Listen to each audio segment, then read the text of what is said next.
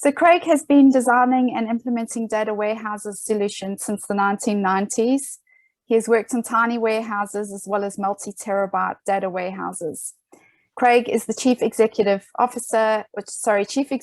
Data Strategy at BiTQ, where he spends his time making sure that BiTQ help their customers make their data useful. He has been the recipient of a Microsoft MVP award for multiple years in a row, and also runs the Microsoft Power BI user group in Brisbane for those that are interested. Without further ado, and not to steal his thunder, I will now hand over to Craig to talk about the rise of the Lakehouse. Thank you very much, Debbie. Just let me get my screen sharing going.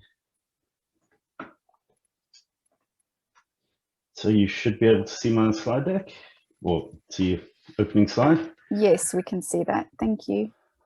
All right, I'm just busy setting myself up with the Zoom stuff here quickly. All right, so good evening, everyone. And thank you, Debbie, for the kind introduction. And thank you and DAMA for inviting me to speak tonight. I'd like to keep this presentation as interactive as possible. So if you have any questions during the course of the presentation, please enter them into the chat window, and Debbie and the other organizers, please feel free to interrupt me if you think the question needs to be answered immediately. Otherwise, what I'll tend to do is to pause at various times during the presentation to give the opportunity for questions to be asked. And obviously, there will be time at the end for question and answer if you have any questions. All right. So what are the topics that we're going to talk about tonight? So we're going to talk about a brief history of data warehouses and data lakes, the pros and cons of the different approaches. We're going to talk about the new approach for managed self-service data analytics, and then talk about why proper design is still needed for long-term success. And we'll finish off with some Q&A.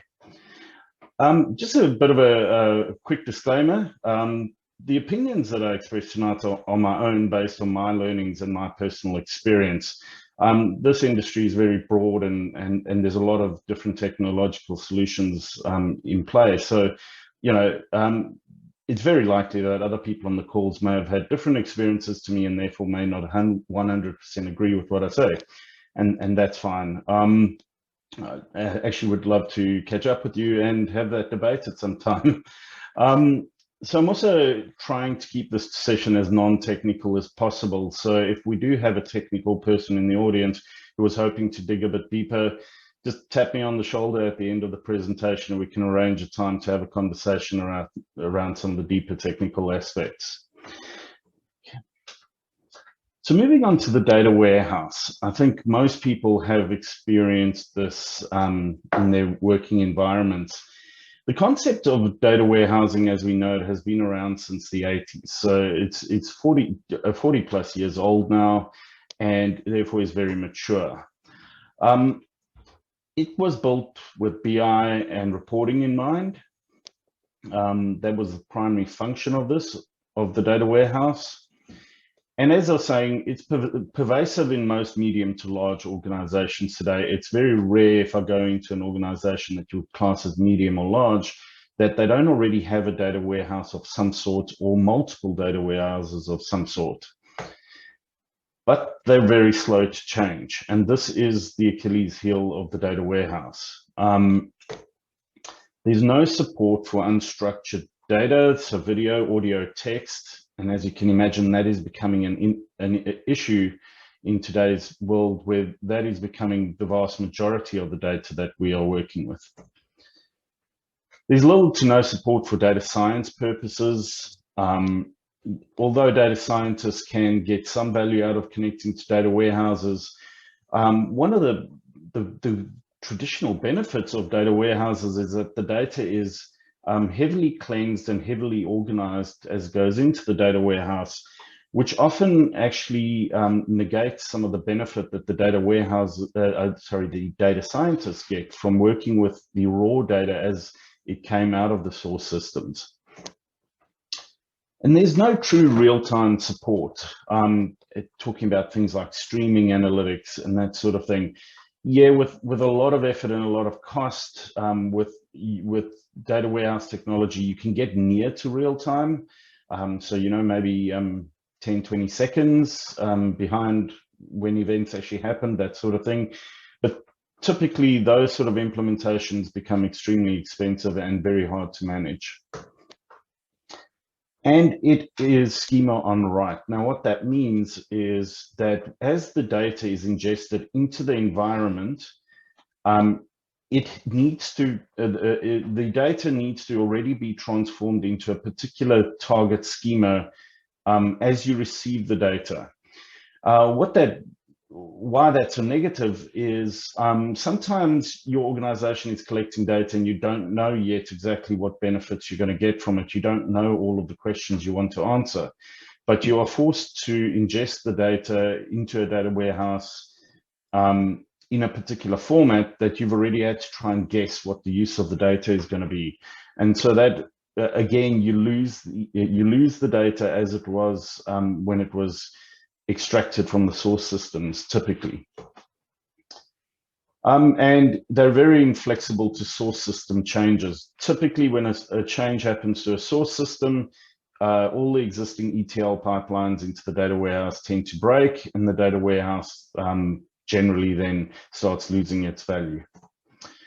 And low portability of data. What that means is that most data warehouse technology is based on some proprietary technology, meaning that moving the data out of that environment and putting it into wanting to maybe change technology becomes extremely expensive because you need to change the actual format that the data is stored in. And it does not support true self-service. This is possibly one of the biggest nails in the data warehouse today is the fact that if you follow proper data warehouse management principles, no data should get used unless it's in the data warehouse, which tends to be a very slow process going through the hands of developers and so on. So that lack of true self-service support is a problem for data warehouses. Okay, so what are we doing about some of those shortcomings? So around 2010, a lot of people had already acknowledged some of those shortcomings of data warehouses. And for various reasons, you know, not least the sort of uptake in machine learning and data science type applications, the data lake came to be. Now, it supports storing all kinds of data, the structured, your semi-structured and unstructured data. And it's schema on read, which means that you can put data in your data lake without worrying about what its current schema is or having to conform it to a particular schema, because the data lake is effectively just a storage location for data of any kind. And it's actually the applications that are going to read the data that need to transform it into the format that they require. So it gives you a lot more flexibility than a traditional data warehouse. And they're obviously great for proof of concepts. You know, typically getting a solution done in a data lake tends to be, because of the additional flexibility, tends to be a lot quicker than you would have experienced with data warehouses, which are not traditionally very good for just proving concepts. And as I say, it's great for storing all data at a typically very low cost. So with regards to the cost, a lot of organizations have started using data lakes as just this data swamp where any bit of data that they get, they throw into the data lake. And that's great because it means you're not losing any information that maybe in a year or two is valuable to you, you know, and you didn't realize that it could be valuable. So storing that data, storing all of your data is a good thing. But, you know, there were some, you know, since data lakes have been getting used across multiple companies and, you know, all over in every industry, we've started to notice some of the issues that come with data lakes. Typically, what we're seeing is that there's a huge management overhead with data lakes. The reason for this is typically, you know, if you're in large organizations where there's multiple teams sharing data lakes or having their own different storage accounts, it's very hard to keep track of what is going on in your data lake from an administrator's point of view, so that management overhead can become quite significant. They're unreliable. This is a biggie. There's no transaction. So if anything goes wrong during your working with the data lakes, you can end up with inconsistency. You know, a script that's running that's transforming data and updating existing files within data lakes. If an error happens, they typically don't roll back, and you're left in an inconsistent state. So this is one of the really big issues that we've experienced with data lakes.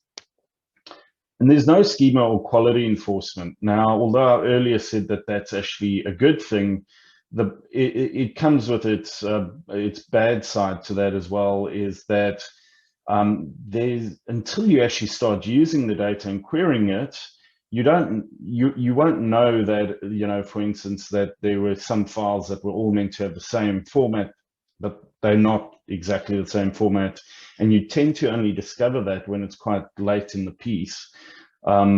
So that tends to result in issues downstream that maybe should have been picked up earlier. And performance with data lakes are typically pretty poor. You know, we all know that CSV type file formats and JSON file formats are great for us to use, but when you got billions of rows of data sitting in those formats and you're just trying to use the traditional native readers for CSV or JSON or something like that, your performance tends to be very slow. In addition to that, data lakes tend to traditionally be on, or most implementations of data lakes tend to be on very proprietary hard drives that tend to be slow as well, especially when reading those semi-structured formats. And it's got poor support for BI and reporting. Obviously, a data lake out of the box has no support for BI and reporting as such. You effectively still need to ETL your data out of the data lake into data warehouses or real-time databases for that purpose. And so although you've solved the issue of storing data and having schema on read, you're still having to, for BI and reporting purposes, potentially build data warehouses. And very often lack proper design and therefore are messy, which pretty much maps in with the huge management overhead that I mentioned earlier. All right. So what happens in a lot of organizations today is that they have a data lake and a data warehouse, as I was mentioning towards the back end of the last slide. So this is what a typical thing that has been happening over the last, let's say, 5 years. There may be a few earlier than that, but most of the ones that I've seen have been over the last 5 years. And now you're taking what was already 2 individual environments that were fairly complex and hard to manage, and you're throwing them both in together. So from an IT point of view, not only do you need an extremely wide skill base within your IT teams, the people who are managing these environments, but you're needing to worry about a lot of moving parts across various different technologies. So it is a headache for IT. Data lake can also be unreliable if not managed, as I mentioned in the previous slide. And this can become very costly because you haven't chosen one or the other, you're actually doing both. And so you're taking on the costs of doing both. And as I mentioned, you're still sitting with the combined headaches that each of those brings. Yes, it's certainly better than just one or the other, combining the two, but what we're saying is that hasn't really proven to be as an effective solution as people thought it would be. I might pause here, Debbie, if there happens to be any questions. Hi, Craig. No questions at this stage, and I think all very interesting to hear the history, so thank you very much. Is there anyone who's got questions at the moment while Craig's taking a break? All right. Okay, well, all good yeah. to continue. Thank you. Okay, so let's talk about a new paradigm, the Lakehouse. So what we need is a data lake that has transactional support, so honors asset transactions. It supports scalable metadata, can unify batch and streaming data with schema enforcement, and caters for schema evolution. Now, I'll just say a bit more about schema evolution. One of the biggest issues with data warehouses traditionally was if, as I mentioned, source system changes, but if you can imagine that you're consuming data from IoT sensors and it comes out in a particular JSON format or something like that, and then there's an upgrade to the sensor and suddenly it's sending through additional columns, or maybe has changed its format in some way, which is minor, but with the traditional data warehouse tooling that we had and the ETL tools that we used, they typically did not handle that change in schema very well. So the Lakehouse, well, what we need is, tools or an environment that actually handles that elegantly. Also has full audit history, which is something you don't get with either data warehouses or with data lakes on their own. And allows for updates and deletes of data, which data lakes typically don't support very well. And supports point-in-time reporting, so time travel. Now, some of the more recent updates, a lot of the database technologies do allow for this. But again, data warehouses, data lakes do not support this out of the box without additional technology on top. And very importantly is 100% open source and open format compatible. So having said all of that, with those sort of desires that came out in the market, we got Delta Lake. So Delta Lake is an open source storage layer that brings all of the previously mentioned functionality to Apache Spark. It was developed by Databricks, and they then gifted that to their open source community, which is great. So Delta Lake is an open source product. And as I mentioned, it sits on top of Apache Spark, and most Apache Spark implementations out there, certainly the mainstream ones, are already supporting a version of Delta Lake. So all of those, the mainstream use cases can be served from one open source technology stack. So if you think about that, this simplifies the management and reduces infrastructure costs. The skill set required from IT to maintain a Delta Lake will therefore be significantly less than a data warehouse and a data lake together. And as I say, it does support most of your mainstream use cases. So the other thing it does is allow you to combine curated data assets with temporary data assets for exploration.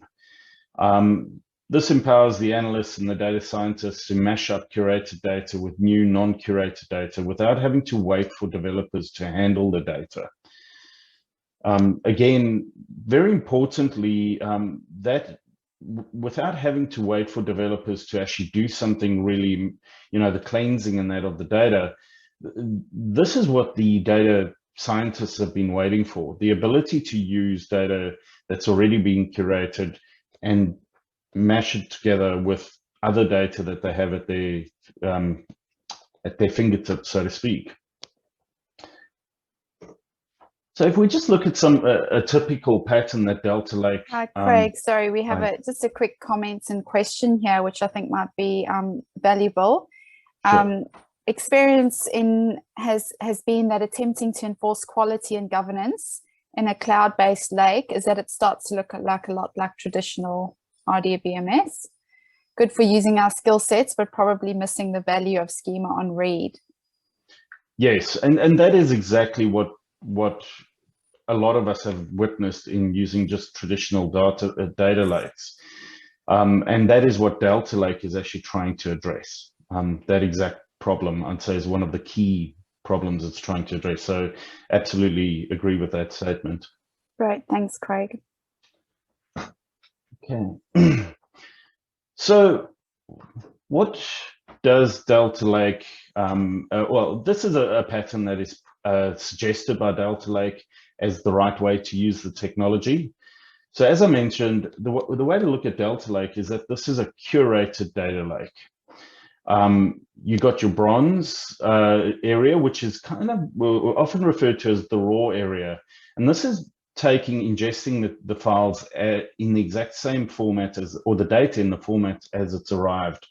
Typically your CSV or JSON type files, and you're putting them in your Delta Lake without any changes being done to them. So that's your raw as received format. We then we then transform the tables by refining them into what is kind of referred to as the silver area or silver quality. And what typically happens here, and there's no hard and fast rules, is that this is where you're cleaning your data. You may be filtering out data that is of poor quality or not required for any known use cases. But the data is not typically ready for consumption yet. You've really just typically in this process, people are doing the data quality type work. But you're not necessarily shaping the data for consumption by BI and other analytical purposes. And then from there, we take the data, we transform it further into the gold class tables in Delta Lake. So these tables are clean, they're ready for consumption. The way to look at this becomes your data mart or your data warehouse. These tables can be queried by most mainstream query solutions, and typically a lot of companies would then build OLAP technology on top of this. So your sort of traditional OLAP technologies can ingest from these tables now. Anything that supports Spark clusters or being able to connect to Spark clusters will be able to do that.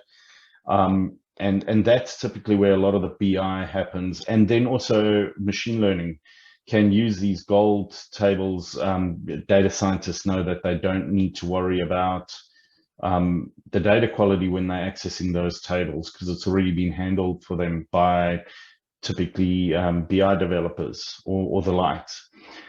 And also to mention, as I've mentioned earlier, one of the benefits of Delta Lake is that it allows you to combine streaming and batch data into a single table.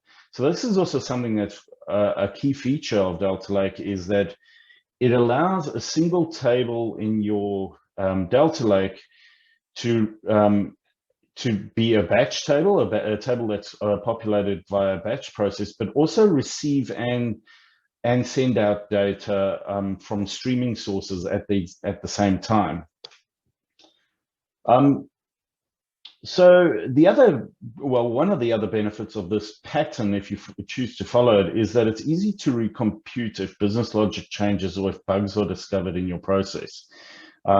So, anyone who's built data warehouses in the past will understand what an issue it is if business logic changes or bugs are discovered. You quite often in the traditional patterns for data warehouses would have a major issue at that point. Whereas with this pattern, it is, as long as you've designed it properly, it's theoretically very easy to just go and recompute your silver and your gold tables from the bronze, thereby correcting those issues. But it's also important to note that this bronze, silver, and gold process is a recommendation from Delta Lake. Your organization may deviate from this if there's good reason, and I've certainly heard of people that have done it a little bit differently. Okay. Let's talk about the benefits of the Lakehouse approach. So it is more flexible and extensible than a data warehouse, as I've been explaining, and it's more manageable and structured than a data lake. So that's really important to note as well. To that point of the comment that was made earlier. Delta Lake is trying very hard to address those issues. The performance is vastly superior to a data lake. Now, one of the reasons that is, and I'm probably jumping a bit ahead here, is that besides all the other bits of technology that are involved in Delta Lake stores all its data in Parquet format, which is known to be significantly faster than the other traditional file formats that you'll find in data lakes. So that's one of the key reasons for this, as well as some of the other bits of technology that the Delta Lake has built on improved query engines and so on and so forth.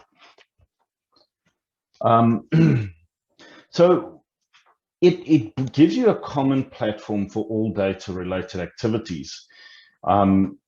So as I mentioned already, by having Delta Lake being your only real data ingestion and serving platform, you're significantly reducing the skill set required across your organization for both working with it and managing it. So that's a great benefit. And real-time streaming combined with batch ingestion, which I've already spoken about. And it supports the exploration of new data combined with existing data sets. But there's got to be a few challenges. And now I know that the marketing from some of the big Delta Lake organizations will tell you a little bit differently, but I believe that for now, a well-designed data warehouse will outperform a Lakehouse for real-time queries. So if you have and these are edge case in my opinion, based on my 25 years of experience in the space. But if you have a dashboard or a report that literally needs to be getting refreshed every few seconds and getting its data from whatever data store you're using, and it needs to be completely real time, a well-designed data warehouse will still currently outperform the Lakehouse, or at least Delta Lake in its current format. So in some edge cases, you may still need a relational or MPP database to serve the data. What I've noticed with organizations that have already adopted Delta Lake and have this requirement is that they do still use some proprietary data warehouse technology on the side, but it's really just using it for that particular use case that they have. So they're no longer building big enterprise scale data warehouses. They're using that technology to service a very specific need. So yeah, today that's still a chance that will happen, that you will need that. The other thing is to be conscious that Delta Lake is a new kid on the block and therefore is a maturing technology. Now, I am 100% confident that the fundamentals of Delta Lake are there and they work and they're brilliant. I'm a big advocate. But around the edges, there's still some things that you may find, functionality that you may see in a traditional data warehouse that may not be there yet, or is still being evolved to be at the same level of enterprise readiness as some of your more traditional data warehouse technologies.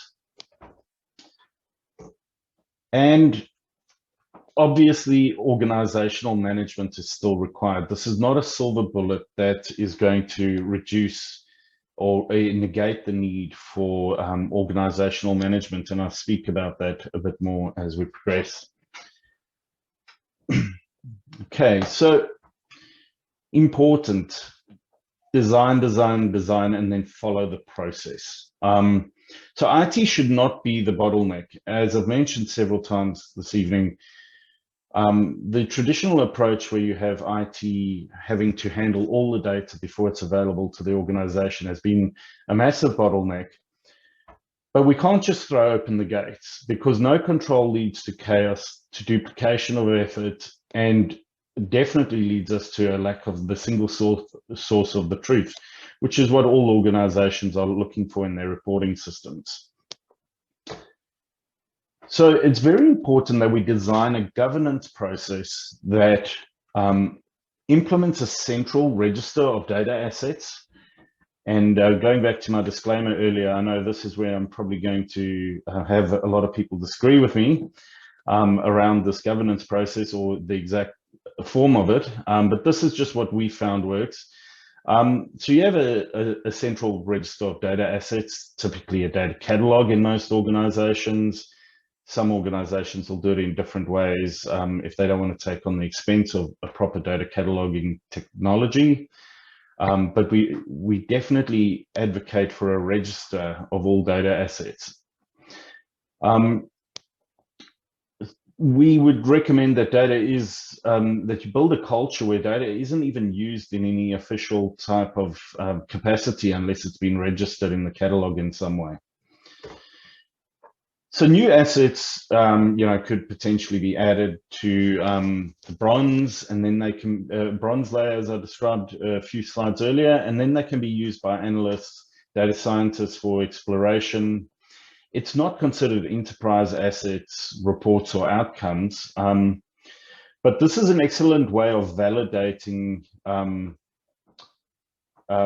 validating the solutions before incurring the expensive costs of a formal process.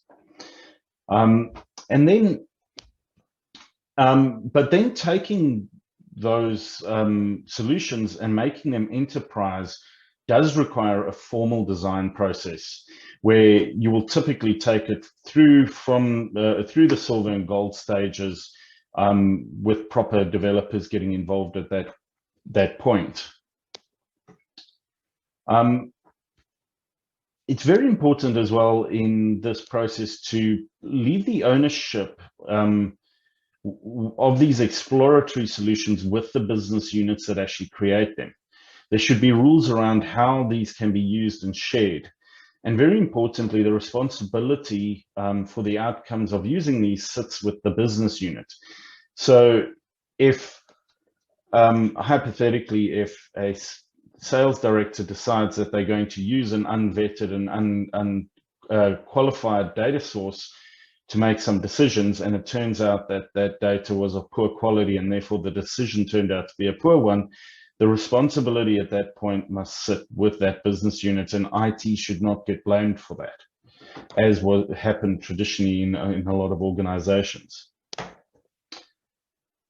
But IT or the data office will take responsibility for the validated solution. So once a return on investment has been identified and it's believed that it's a valuable ongoing solution, IT take it through the silver and gold stages and present an enterprise solution to the business. And at that point, that is their responsibility around the quality of that. So let's look at a hypothetical use case talking about that sort of governance process. And you may have experienced various ones that have differed a little bit from what I'm going to present, or even a lot, but this is certainly what we have seen and a typical process that we advocate at BiTQ. So let's say hypothetically your organization's Lakehouse already exists. So you've established a Lakehouse, and there's many gold assets already present in that environment, adding significant value to all parts of your business. The marketing team gets a new source of data that they want to combine with existing enterprise data. The marketing executives believe that combining this new source with existing data will give them an immediate competitive edge. The data office registers the new source in the catalog and makes it available in the data lake, possibly in the bronze layer, but your organization may have different rules and regulations around that. Marketing analysts then work with this new data combined with the existing data to validate if there is actually a potential ongoing return on investment, or maybe they just performing ad hoc analysis. So marketing requests the productionizing of the solution and the new data. Sometimes the outcome is an ad hoc analysis and no productizing is required. In that case, the data does not need to go through the extensive process it traditionally might have to. And this is a really important point. Before self-service, when in the world of just pure data warehouses or traditional data warehouses, that sort of validating the ROI before doing a lot of work was very hard to do, and in a lot of organizations impossible. So that is a great value to being able to work in that agile self-service type of way. And then the data office, assuming it is going to be productized, the data office designs and implements a best practice process for getting the new source into the gold layer. Reporting analytics can now be shared with the enterprise. Okay. So to summarize, the Lakehouse pattern is a validated alternative to data warehouses and data lakes. It also potentially saves a lot of time and money in data-driven initiatives. By, again, just coming back to the one platform to do almost all of your data work. Design is essential to avoid an unwieldy data state that results in incorrect reporting. And most importantly, in my view, or very importantly, is proper governance processes can now be designed that enable self-service and exploration without losing control. I do appreciate that in some very large organizations in particular will take a lot of work and a lot of collaboration and a lot of buy-in from various parties. But from my professional experience, designing a proper governance process that the entire business buys into is the only way with the modern tools that we have that you can achieve enterprise-grade solutions alongside self-service BI and not have it end up being a steaming pile. So yeah, that is very important from my point of view. All right, so thank you. And I'm happy to open up for questions or comments or discussions at this point. Thank you very much, Craig. That was really insightful. I've just got a little blurb out of that session that I'd like to share with everyone. I think bricks of data, gold assets, houses on lakes, time travel, that certainly sounds like a world I want to live in, especially with a bit of spark. So thank you. That was hugely insightful. And I've got some questions, but I don't want to take over. So I'll just have a look here. We've got some messages on the chat. Comments just being very interesting. And I'd have to agree with the governance statement that you've made. I think with self-service, it sometimes requires even more focus on the governance to make sure we don't land up in chaos. And I love the analogy of the data catalog. I'm certainly an advocate, and I've helped organizations also build that into their processes, even their change governance processes before a new project can even be set up. They have to have, proved how that data is going to be registered in a catalog and who the owner is for that data before it even gets approved. So thank you for that. A question I've got is, who manages this Lakehouse? Does that typically sit in IT, or would parts of it sit in the business? That's a very interesting question, and my experience has been that varies quite dramatically at different organizations. I would say, it depends how you've structured your organization. Some companies treat everything as IT, and you just got IT in business, whereas some organizations see IT as, infrastructure and people who manage security and that sort of thing. But these sort of platforms are initially stood up by IT, but then managed by, and you may have various names for it, and it'll look different at every organization you go to, but I call it the data office.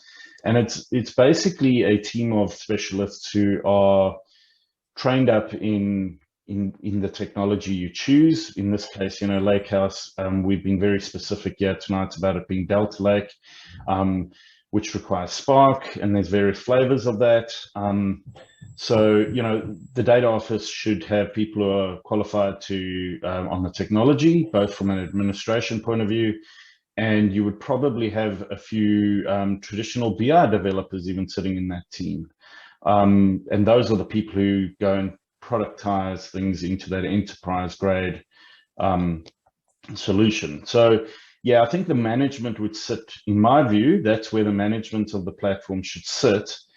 However, you just need to be very careful that you ensure that the actual ownership with that team mostly should sit around those gold tables, because those are the ones they've created, gone through a proper QA process, and they've vetted that that's correct. If business units are requesting for other raw data sources to be ingested, they shouldn't stand in the way, but as I mentioned in one of my slides earlier, the actual responsibility of that should fall to those business units then. I hope I've answered your question. Yes, Debbie. thanks, Craig. No, that's great. We've got a few more questions, so we've still got a bit of time to go. So are there particular industry sectors that are more advanced in implementing the principles of a lakehouse? Wow, that is a tough one, because I haven't experienced lakehouses in every industry yet. You've got to understand that I think I was actually looking for the answer to this earlier, because I actually couldn't remember exactly when Delta Lake was first released to the market. But from my digging, and I wasn't able to get a definitive answer earlier, but from what I could see, it looked like it was around the beginning of late 2018, beginning of 2019. So this is a very new concept. So unfortunately, we've, I suppose from what we're hearing and from other case studies that I've read and from what we've seen in the market, it seems the industries that seem to be reacting really quickly to this is healthcare, and especially if you think around the well, everything to do with healthcare these days is requiring massive power, lots of data, and they want to be able to adapt and move very quickly, which the traditional data warehouse solutions don't give them. And data lakes in those without Delta Lake in those environments tend to become a complete mess very quickly. So healthcare, I've noticed quite an uptake. I would say a bit of financial services. We're actually seeing this starting to get taken up right across the board, really. So I can just say that from our experience, we've seen financial services and healthcare being two of the ones we've seen a big movement in. It would be great if anyone else on the call has already had experience with lakehouses as to what industries those were in and to hear about those. Thanks, Craig. Sounds like it's picking up a concept that's picking up across all industries, or would be helpful across all. Just a few comments here. It goes to show that building a common language and understanding of what is gold, silver, and bronze is critical in your change management efforts. Yes, yeah, I agree with that 100%. Excellent. And another one, a very thought-provoking session. Seems like great contemporary thinking to challenge the norms of the traditional data warehouse or lake. Thank you. And another question. So how would you look at auditing decisions being made using data from different layers, reports to regulate, for example, reports to regulators only from gold tables? Could I ask you to repeat the question, please, Debbie? I didn't quite. How would you look at auditing decisions being made using data from different layers? And I think this would link in with your concept of, it should only come from gold tables potentially due to, those. Yeah, absolutely. Criticality of those decisions. Yeah, absolutely. I think as a general rule, anything official in an organization, so your official accounts, your official, anything that's considered official, and, if it gets found in a, on a table somewhere by someone who shouldn't, or by a public person, anything that's official should come from gold. So we still want that control. I quiver when I see going to customers and I see that they're producing board pack reports and everyone's doing it in a different way using different sources. We really need to get away from that. And, in the same way, anything that's auditing data, I would, especially if you're talking about providing data to a regulator, for instance, or something like that. And I know that's big in banking. They're having to do a lot of work with regulators at the moment. You absolutely should only use your gold tables for providing that info. Great, thanks very much, Craig. That's a very good answer. Let me just see if we have any other last minute questions. Now's the time to raise those.